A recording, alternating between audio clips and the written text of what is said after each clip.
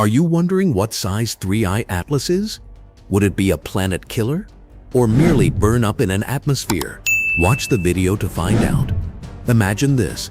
A cosmic traveler from another star system enters our solar system, blazing across space with a glowing tail. Scientists can see it, measure its light, but here's the catch. We don't actually know how big its heart, its nucleus, really is. It could be a modest 5 kilometers wide, or a staggering 46 kilometers, dwarfing anything we've seen from interstellar space before. This is the mystery of 3I Atlas, and today we're going to unravel the science behind figuring out its true size. 3I Atlas is only the third confirmed interstellar object ever detected.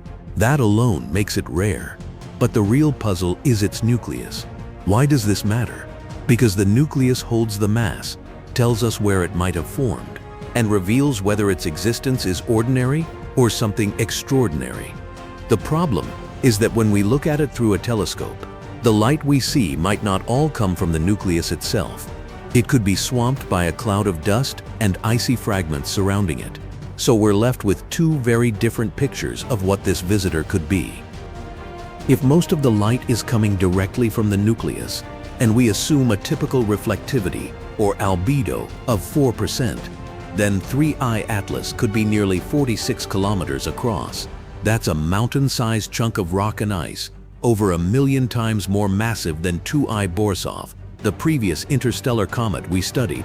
But if 99% of the glow comes from surrounding icy fragments scattering sunlight, then the nucleus might be closer to just 5 kilometers in diameter. Still bigger than Borisov, but nowhere near as monstrous as 46 kilometers. Both scenarios are fascinating. A giant nucleus would be statistically bizarre. It shouldn't even exist in the numbers we expect to detect. A smaller nucleus still raises questions, but fits our models more comfortably. So which is it?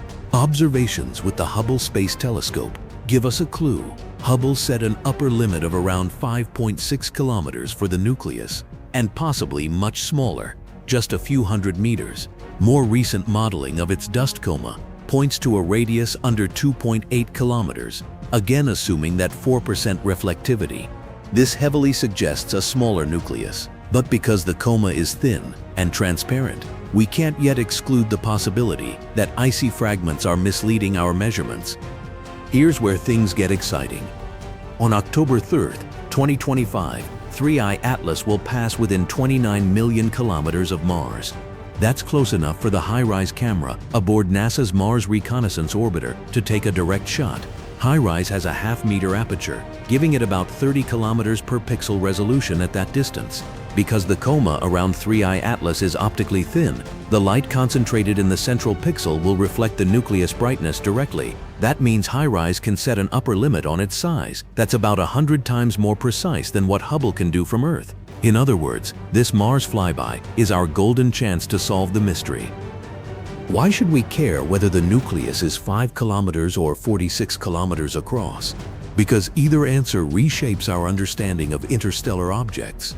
If it's 46 kilometers, that implies our galaxy is filled with far more massive wanderers than we thought possible. If it's closer to 5 kilometers, that fits existing statistics but still confirms that such visitors can be quite large. Either way, 3I Atlas challenges how we think planetary systems form, how material gets ejected, and how common these icy nomads really are. Let's recap. Two competing ideas: a massive 46-kilometer nucleus, or a much smaller 5-kilometer one. Hubble favors the smaller size, but we can't yet rule out the bigger possibility. This October, Mars and its orbiter may finally give us the answer we've been waiting for, with a front-row seat to cosmic truth. So here's the big question.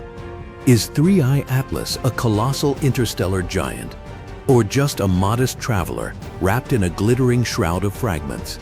We'll find out soon enough. Until then, stay curious, stay sharp, and subscribe, because when the universe delivers a riddle like this, you don't want to miss the solution.